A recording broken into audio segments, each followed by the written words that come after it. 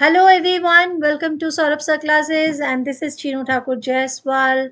And what we were doing the series of examinations. Food Survey Inspector examination is on 16 and 17 March. उसी से related हम लोग series कर रहे हैं. And this series is set number 4. Set 3 जो 1 2 3 है already uploaded है. अगर आप लोगों ने वो नहीं देखा है तो पहले वो देख लीजिएगा. पहले ये भी देख सकते हो, फिर बाद में जाके वो देख लेना. वही क्वेश्चन करने हैं, मतलब है एमसीक्यू करने का, और बहुत सारे एमसीक्यू करने का, because such type of examination which have lots of information.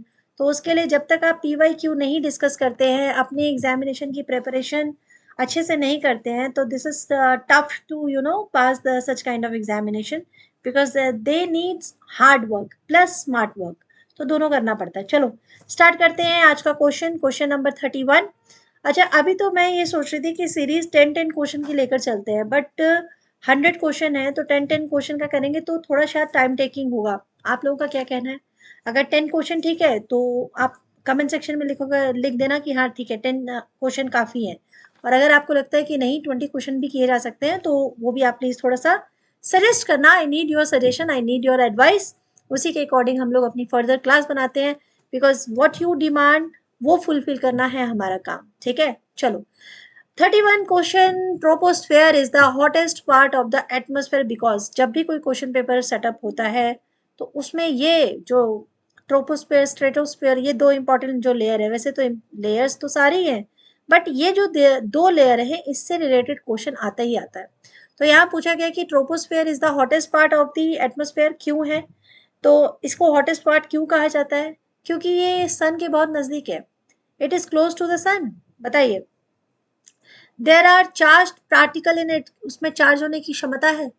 It is heated by the earth surface, क्या ये धरती की सरफेस जो गर्म होती है उसकी वजह से गर्म हो जाता है. Heat is generated in it, इसके अंदर से हीट जनरेट होता है. तो राइट आंसर क्या होगा? राइट आंसर होगा it is heated bye earth surface. ठीक है, धरती इतनी गर्म हो जाती है, उसकी सरफेस इतनी गर्म हो जाती है कि ट्रोपोस्फेयर जो है हॉटेस्ट पार्ट बन जाता है एटमॉस्फेयर का. नेक्स्ट क्वेश्चन है, the first fully Indian bank is, सबसे पहले भारतीय बैंक कौन सा बना था? Canara bank, Punjab national bank, state bank of India, central bank of India. 80% student जवाब देंगे एसबीआई. आंसर होगा गलत, क्योंकि राइट आंसर होगा पीएनबी. ठीक है, कब जब हमें ये लगता है ना कि अरे एमसीक्यू तो है, फटाफट हो जाएगा, अगर आपको वो भी याद नहीं होंगे तो फिर नहीं हो पाएगा. ठीक है, तो क्या करना होगा? एक टू हार्ड वर्क तो करते ही होबे, এটা তো ইম্পর্টেন্ট আছে. Okay, Vande Mataram was first sung at the session of the Indian National Congress. तो वंदे मातरम पहली बार एक सेशन में गाया गया. कौन सा सेशन? जो कि हर साल आईएनसी इंडियन नेशनल कांग्रेस का होता था. तो कौन से सेशन में गाया गया? 1886, 1892, 1896 या 1904? तो ये था आंसर 1896. जी हाँ, उस समय सेशन होता है कोलकाता में. और जिसके प्रेसिडेंट कौन होते हैं? प्रेसिडेंट होते हैं रहमतुल्ला एम सयानी या साइनी. ठीक है, ये होते हैं प्रेसिडेंट. और उस समय पहली बार भारत में ये गीत गाया जाता है, भारतीय गीत. First non citizen to receive Bharat Ratna was, पहले गैर भारतीय मनुष्य जिन्होंने भारत रत्न रिसीव किया. इसमें भी मोस्टली जो स्टूडेंट हैं वो आंसर गलत ही करेंगे अगर उनको नहीं मालूम होगा. तो राइट आंसर होगा आपका खान अब्दुल गफ्फार खान. अगर जिन्होंने नेल्सन मंडेला किया है तो ये याद रखिए, नेल्सन मंडेला को अवार्ड मिला था 1990 में, जबकि खान अब्दुल गफ्फार खान को मिला था 1987 में. तो फर्स्ट कौन सिटीजन हुए? खान अब्दुल गफ्फार खान. ठीक है, इन्हें लाल कुर्ती भी कहा जाता है, इन्होंने एक संगठन बनाया था इसलिए. Who were the first to issue gold coin in India, वो कौन है जिसने पहली बार गोल्ड के सिक्कों को भारत में इशू किया था? क्या वो शकाज है, क्या वो हुणास है, क्या वो चोलास है, या वो इंडो ग्रीक है? तो ये बात हमेशा याद रखिएगा कि सबसे पहले जिन्होंने गोल्ड कॉइन को इशू किया था वो थे इंडो ग्रीक. जी हाँ, एक बार तो हमारे भारत में ग्रीक भी रह चुके हैं. अब तो नहीं बोलेंगे ग्रीक घूमने जाना है, वो तो खुद हमारे यहाँ आकर राजा बन के गए थे। चलो इंडो ग्रीक्स, ठीक है। और अगर रूलर का नाम पूछ लिया तो उनका नाम था कार्डफिसिस। क्या नाम था? कार्डफिसिस टू, ठीक है। इन्होंने कॉइन चलाए थे। नेक्स्ट क्वेश्चन है question number 36। Who built the famous Sanchi stupa? Sanchi stupa को तो एकदम अच्छे से रट लीजिए, ये क्वेश्चन आते ही आते हैं जो क्वेश्चन आपके साथ मैं डिस्कस कर रही हूँ। सांची स्तूपा जो एक बहुत बहुत फेमस स्तूपा है, उसको किसने बनवाया है? इसका आंसर बहुत आसान है, मुझे पता है आप लोग सभी ने आंसर एकदम सही दिया होगा। अशोका है एकदम राइट आंसर। इसलिए कह रही हूँ ना कि कमेंट किया करो, तभी तो पता चलेगा कि राइट आंसर कर रहे हो कि नहीं। What is the minimum calorie intake decided by the Planning Commission for Rural and Urban Areas? Calories, gym जाते हैं, एक्सरसाइज करते हैं, खाते पीते हैं, तो दिमाग में क्या आता है? अरे बाबा कैलोरी, बहुत कैलोरी खाना है, बहुत कैलोरी बर्न करना पड़ेगा, अगर इतना खा लिया तो इतना बर्न करना पड़ेगा। तो ये कैलोरीज जो होती हैं, ये प्लानिंग कमीशन जो है हमारा, वो गांव और शहरों के लिए अलग अलग कैलोरी का एक उसने रेशियो ही बना दिया कि आपको एक दिन में इतनी कैलोरी तो लेनी चाहिए। तो क्या है आंसर?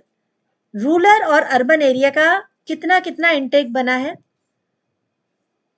तो रूरल एरिया का बना है, एक सेकेंड कहाँ जा रहे हो भैया, रुको रुको, हाँ 2400 रूरल जो है, वो जो गांव के हैं, उनको वो थोड़ा काम करते हैं ना, हमसे तो कहीं ज्यादा काम करते हैं, हम लोग तो उनके मुकाबले बहुत कम काम करते हैं, ठीक है।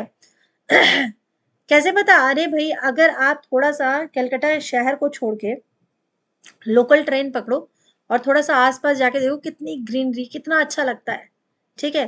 किसकी वजह से अच्छा लगता है? वो जो वहां पर मेहनत कर रहे हैं उन लोगों की वजह से अच्छा लगता है, ठीक है। तो जो हार्ड वर्क करते हैं उनको कैलोरी दिन भर में 2400 लेनी चाहिए, और जो हम जैसे लोग हैं जो हर चीज मशीनों से कर रहे हैं, वो 2100 कैलोरी उनको चलेगा, इतना उनको मतलब वो खा सकते हैं। My life is an autobiography of, my life एक बहुत इंपॉर्टेंट बुक है, ये ऑटोबायोग्राफी है, किन की ऑटोबायोग्राफी है? ये तो मुझे लगता है कि 70% बच्चों का आंसर बिल्कुल सही होगा। Doctor APJ Abdul Kalam, doctor Rajendra Prasad, Bill Clinton और Hillary Clinton, and the right answer is APJ Abdul Kalam, बिल्कुल। नेक्स्ट क्वेश्चन है question number 39। The most malleable metal is, malleable का मतलब होता है कि जो मेटल से जो बहुत जल्दी जिसका रूप चेंज हो सके, बहुत सारी चीजें उससे बन सके। सिल्वर, गोल्ड, एल्यूमिनियम, सोडियम, बिल्कुल सही, बहुत लोगों ने सही आंसर दे दिया होगा गोल्ड, क्योंकि गोल्ड से बहुत सारी चीजें फटाफट फटाफट बन जाती हैं, तो ये एकदम मैलेबल मेटल है। Last question, question number 40। The first woman to scale Mount Everest was, तो कौन थे पहले जिन्होंने माउंट एवरेस्ट को स्केल किया है? अब ये क्वेश्चन जो है यहाँ पर पूछा क्या गया है कि कौन सी वो लेडी हैं जिन्होंने फर्स्ट टाइम माउंट एवरेस्ट को स्केल किया है, यानी कि वहां तक पहुंची है, ठीक है। आरती साहा, आशा अग्रवाल, बछेंद्री पाल, रीता फड़िया, ठीक है। अगर यहाँ पर एक नाम और होता, ठीक है, अगर यहाँ पर सपोज कीजिए रीता फरिया की जगह पर मैं एक नाम लिख देती हूँ, जनको तबई, जनको तबई। अगर ये पूछा जा रहा है कि first women to scale Mount Everest, तो आंसर है जनको तबई, ठीक है, अगर मैं पूरे वर्ल्ड की बात कर रही हूँ। बट यहाँ पर इसमें क्या कहा गया, जनको तबई नाम नहीं दिया गया, इसलिए राइट आंसर हमारा हो गया बछेंद्री पाल। याद रखेंगे इस बात को, क्वेश्चन ये भी आ सकता है ना। तो बस ये है आज का वीडियो, ये सेट 4 है। इसके बाद जो नेक्स्ट सेट आएगा वो मैं 20 क्वेश्चन का करूं या 10 क्वेश्चन का ही ठीक है, ये थोड़ी सी मुझे आप सजेशन दीजिएगा, ताकि मैं अपने नेक्स्ट जो अपलोड करूंगी वो उसी हिसाब से करूंगी। Thank you so much, please like कीजिएगा, शेयर कीजिएगा, सब्सक्राइब कीजिएगा।